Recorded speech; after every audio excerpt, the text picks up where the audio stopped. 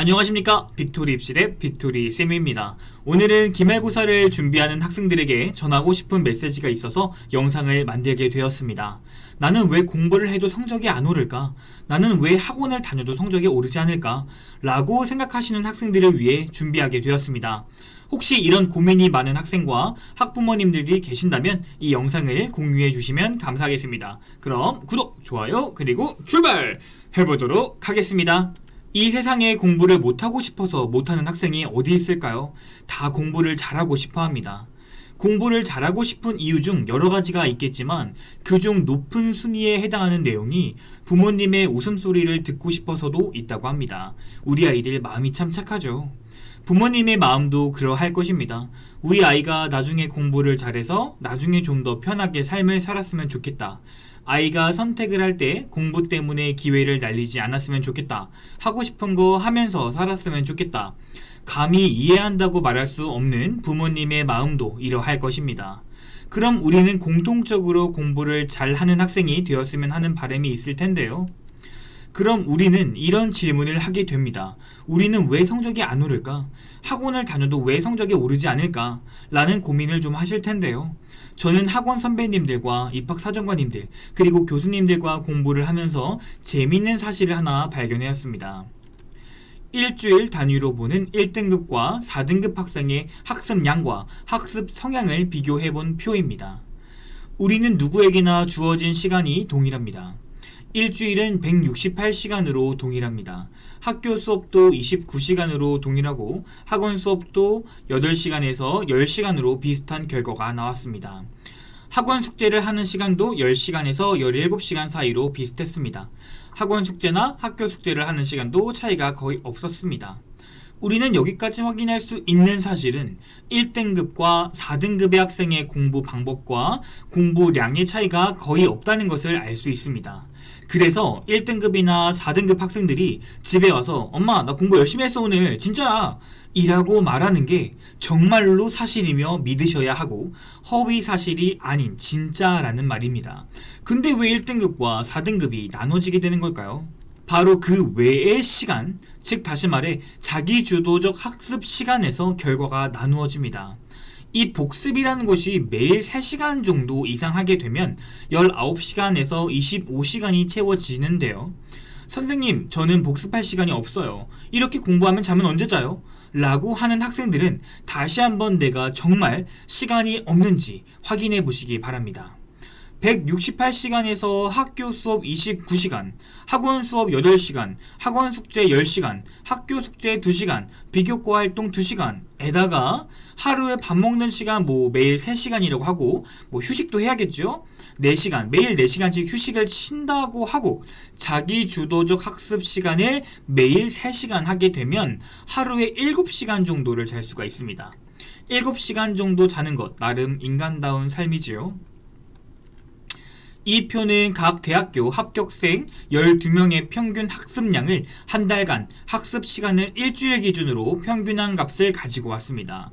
의대 합격생과 고려대, 동국대, 전북대, 전주대에 합격한 학생들은 학교 수업량과 학원 수업량 그리고 숙제량에 큰 차이가 발생하지 않습니다.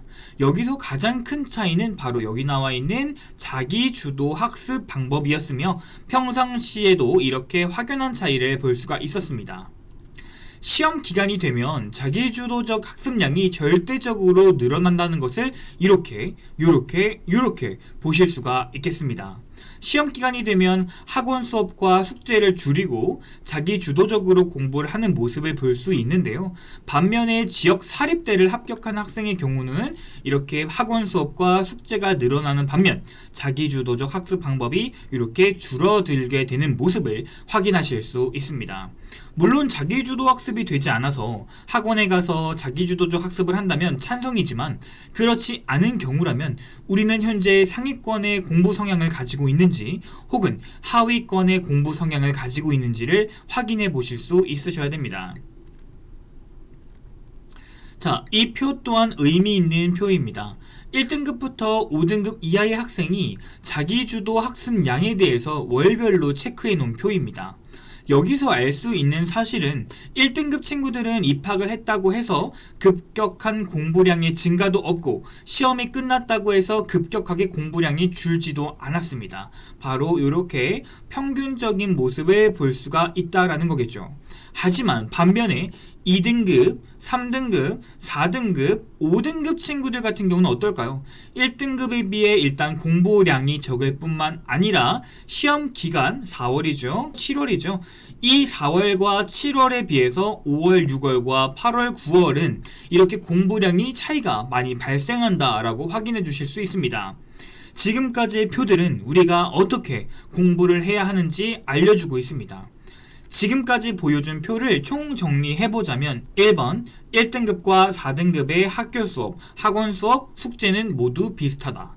2번 등급과 대학을 나누는 것은 자기주도적 학습의 양이다. 3번 학교와 학원을 열심히 다녀도 자기주도적 학습이 안되면 4등급이다. 4번 꾸준하게 많이 공부하면 1등급이다. 그리고 화면에 보이지 않지만 지금 제가 하는 말이 얼마나 중요한지 모른다가 5번, 6번 알면서도 안 한다가 되겠습니다. 이런 것들이 결론이 될 수 있겠죠. 그럼 자기주도적 학습은 어떻게 할까요? 라고 물어보실 수가 있는데요. 이 분야에서는 전문가님도 정말 많고 조금만 찾아보면 정말 좋은 자료들이 많고 또 개인의 성향마다 자기주도적 학습이 다르니까 저는 이번 시간에는 자기주도적 학습을 하기 위한 기초 단계에 대해서 공부를 잘하는 학생이 어떤 공통점들이 있었는지 주관적으로 말씀드려보도록 하겠습니다. 그 첫 번째는 학생을 책상에 앉히기입니다. 공부를 하든 뭘 하든 책상에 앉히는 게 중요합니다. 책상에 앉는 건 어렵지 않습니다. 누구나 책상에 앉을 수 있죠. 그러나 하루의 복습을 위해서 책상에 매일 3시간씩 앉아있는 것은 쉽지가 않습니다. 공부를 하지 않아도 좋으니 책상에 오래 앉아있는 습관을 저학년 때부터 기르시면 좋습니다. 이렇게 책상에 오래 앉히는 이유는 집중력을 높이기 전 단계인 체력을 기르기 위해서입니다. 선생님 저는 운동 잘해요. 체력 좋아요. 가 아니라 공부 체력을 기르자는 겁니다. 우리 아이들의 집중력은 얼마나 될까요? 학교에서 45분 동안 온전히 집중을 할 수 있을까요? 45분 동안 10분 집중한 것도 오래 집중한 겁니다. 근데 수능은 100분짜리도 있습니다. 마지막 문제들이 어려워서 틀리는 것보단 끝까지 100분 동안 문제를 풀 수 있는 체력이 없어서 못 푸는 경우가 많습니다. 아마 학원 선생님들은 공감하실 겁니다. 때문에 우리 아이가 내신에서도 수능에서도 공부를 잘 하려면 체력이 있어야 되니까 오래 앉아있는 습관부터 길러주시면 좋습니다. 고등학교 1학년, 고등학교 2학년 학생들은 이번 방학에 앉아서 공부하는 습관을 기르시길 바랍니다. 두 번째, 책상에 앉아있으면 1시간에 한 문제를 풀어도 문제는 풀게 됩니다. 저는 문제를 많이 풀어보는 것을 추천드립니다. 틀리는데 무슨 문제를 그렇게 많이 풀어요? 틀려도 괜찮습니다. 문제를 많이 풀어보는 것이 도움이 돼서 그런 거죠? 아닙니다. 문제를 많이 풀어보라는 이유는 새로운 문제에 대한 두려움을 없애라는 것입니다. 생각보다 아이들이 몰라서 틀리는 것보다 아는 내용인데 유형을 변형해서 문제를 주면 풀기 어려워하더라고요. 그래서 여러가지 유형의 문제를 풀다 보면 그리고 문제를 많이 풀다 보면 새로운 문제를 두려워하지 않게 됩니다. 문제를 두려워하지 않는다는 건 문제를 해결하겠다는 의지가 있다는 것이고 조금만 사고를 하면 쉽게 문제를 해결할 수 있는 사고력을 가질 수가 있습니다. 저는 학생에게 공부를 가르치고 컨설팅을 하는 데 있어 대학을 가는 것이 가장 중요하지만 제 교육 철학은 학생들에게 나도 하면 할 수 있어 라는 용기를 가졌으면 합니다. 너도 할 수 있어. 너도 할 수 있어. 내가 문제를 풀어보았을 때 틀렸는데 틀리고 나서 다시 용기를 가지고 다시 풀어보니까 되더라. 생활기록부에 수행평가를 이렇게 작성했는데 생기부에 잘 적히더라. 이런 본인도 하면 할 수 있다라는 마인드가 있었으면 좋겠습니다. 학원, 컨설팅을 받는 학생들은 도움이 필요한 학생들일 겁니다. 하지만 그 의존도가 너무 높으면 어머니는 3년 동안 학원비를 내셔야 할 겁니다. 대신 학생에게 너도 하면 할 수 있어 라는 의지를 심어주신다면 그 학생은 방법을 배운 후부터는 혼자서 할 수 있을 것입니다. 저보다 그 학생을 잘 아는 사람은 부모님일 것이고요. 우리 학생에게 가장 가까운 사람도 부모님이시니 각자 좋은 방법으로 학생들에게 너도 하면 할 수 있어 라는 마인드를 심어줄 수 있도록 노력해주세요. 가장 좋은 방법은 칭찬이겠죠.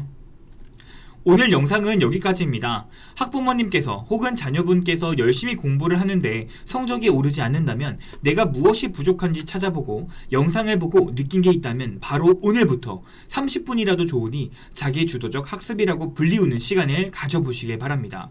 첫날 30분 괜찮습니다. 다음날 40분 괜찮습니다. 다다음날 50분 괜찮습니다. 이렇게 조금씩 늘려가다 보면 내가 해야 할 것들을 스스로 찾을 날이 올 겁니다. 빅토리 입시랩 이우승 대표, 오늘 방송은 여기까지 하겠습니다. 시청해주셔서 대단히 감사합니다. 대학 합격이 어렵다고? 과연 그럴까? 너도 할 수 있어. 수시 어렵지 않아. 내가 도와줄게. 우리가 있잖아. 학생이 다치지 않는 입시. 대학으로 가는 마지막 관문. 많은 학부모님들의 성원에 힘입어 2022학년도 빅토리 입시랩 수시 결과 컨설팅 모집을 시작하겠습니다.